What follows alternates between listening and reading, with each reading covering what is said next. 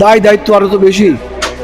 জগৎবল্লভপুর অ্যাসেম্বলির মানুষ এবং সর্বোপরি আমার নেত্রী মমতা বন্দ্যোপাধ্যায় এবং আমাদের সকলের প্রিয় নেতা অভিষেক বন্দ্যোপাধ্যায় এবং দলকে আমি কৃতজ্ঞতা জানাই যে আমাকে এই জগৎবল্লভপুরের মাটিতে মানুষের সেবা করার সুযোগ করে দেওয়ার জন্যে। জগৎবল্লভপুরের মানুষের কাছে সেই আপিলটাই নিয়ে যাচ্ছে, আগামী দিনে অসমাপ্ত কাজ জগৎবল্লভপুরের যে কাজ আছে সেগুলো যাতে সমাপ্ত করতে পারি, সেই লক্ষ্যে আপনারা বিপুল ভোটে যদি জেতাতে পারেন আমার সেখানে গিয়ে বলার জায়গাটা আরও বেশি জরুরি।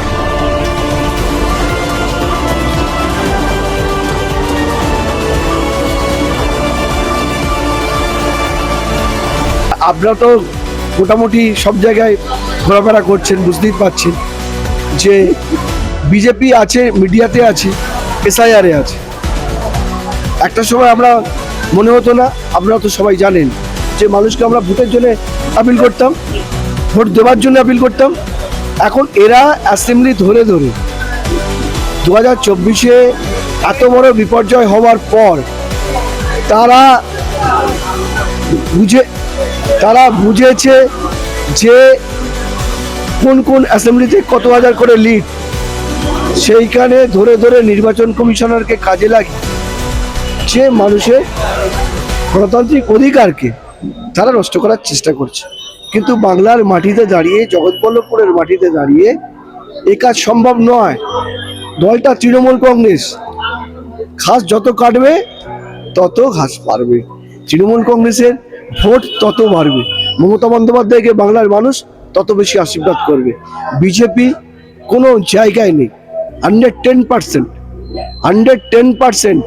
আগামী দিনে আমাদের লক্ষ্য যাতে এই এলাকায় বিজেপি তাদের প্রার্থী না দিতে পারে, তারা নমিনেশন ফিস যেটা দিয়েছে নমিনেশন ফিসটা যেটা দিতে পারে, তার জন্য কর্মীরা তারা সচেষ্ট হচ্ছে, তারা ঐক্যবদ্ধ হচ্ছে, তারা সংগঠিত হচ্ছে। একদম 110%, মানুষের উৎসাহ, উদ্দীপনা, আবেগ, এত কর্মীদের ভালোবাসা, মমতাদি, অভিষেক বন্দ্যোপাধ্যায় বাংলার, আমরা তো বলছি বাংলায় আমাদের নেতা অভিষেক বন্দ্যোপাধ্যায় বারবার তো বলছে যে আমরা তো চ্যালেঞ্জ করছি, আমরা রিপোর্ট কার্ড তৈরি করেছি যে বাংলার মাটিতে দাঁড়িয়ে এই দলটার ভোট চাওয়ার অধিকার আছে বাংলার মানুষের কাছে, যারা হিন্দু, মুসলিম, শিখ, ইসাই সবাই ভোটার লিস্ট থেকে নাম বাদ দিচ্ছে। এরা কারা? বাংলার শত্রু, বাংলার শত্রু। এরা বাংলা কথা বলতে জানে না, বাংলা কৃষ্টি, বাংলা সংস্কৃতি তারা কিছু জানে না। বাংলাকে প্রতিনিয়ত যারা অপমানিত করছে, বাংলার মানুষ, বাংলার মায়েরা সহ্য করবে? হতে পারে না।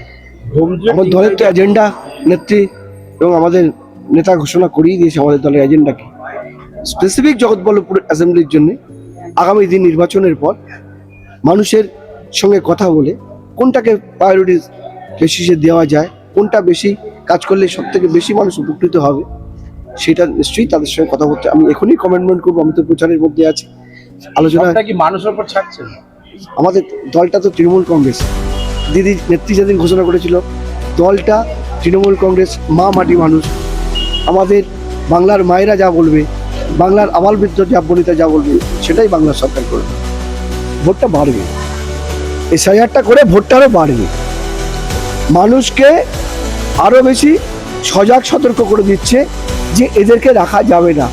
বাংলার মায়েরা তৈরি যে যেভাবে ভোটার লিস্টের নাম কাটা হয়েছে, বাপ ঠাকুরদা পূর্বপুরুষ যারা এই এলাকায় বসবাস করেছে যেভাবে হয়রানি করানো হয়েছে, তার প্রতিবাদ 30 তারিখ ব্যালট বক্সে প্রতিফলিত হয়।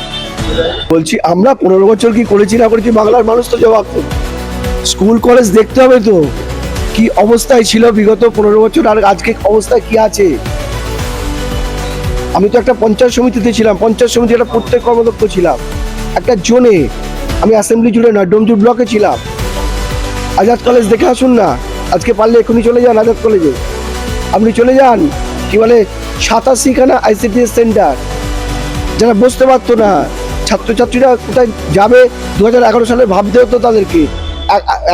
87টা ICTS সেন্টার, আজকে জল, ইলেকট্রিসিটি, ডেভেলপমেন্ট, ইনফ্রাস্ট্রাকচার ডেভেলপমেন্ট, রাস্তাঘাট, এত কেন্দ্রীয় বঞ্চনা। বিজেপিকে বলুন ভাই তোমরা তো ভোট চাইতে যাচ্ছ, কেন তোমরা জলের টাকা দেবে না? তোমার তো নিজের টাকা নয়, গভর্নমেন্টে পাও না টাকা, কেন আমরা এই টাকা পাবো না? কেন আবাস পাস গরিব মানুষ তারা ঘরের টাকা পাবে না?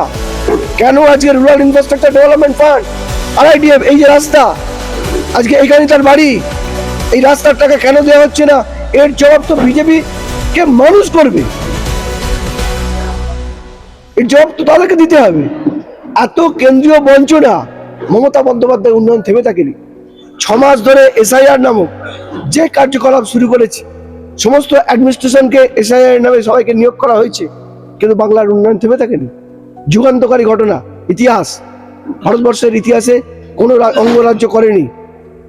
আমার পাড়ায় আমার সমাধান, এলাকার মানুষ এসে বলবে সেই কাজ হবে, ভাবতে পারেনি। BDO অফিস পাড়ায় যাবে, BDO সাহেব পাড়ায় যাবে, সেই পাড়ার রাস্তা হবে, সেই পাড়ার ড্রেন হবে, সেই পাড়ার আলো হবে। যে করেছে তার নাম পশ্চিমবাংলার মুখ্যমন্ত্রী মমতা বন্দ্যোপাধ্যায়।